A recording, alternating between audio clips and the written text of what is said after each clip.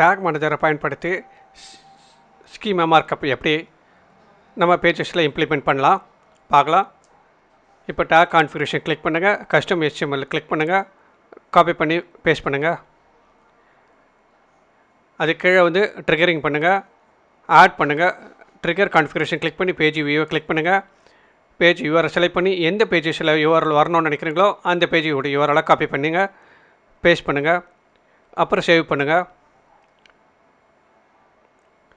இப்போ முடித்த உடனே இப்போ நீங்கள் வந்து லைவ் கொடுங்க,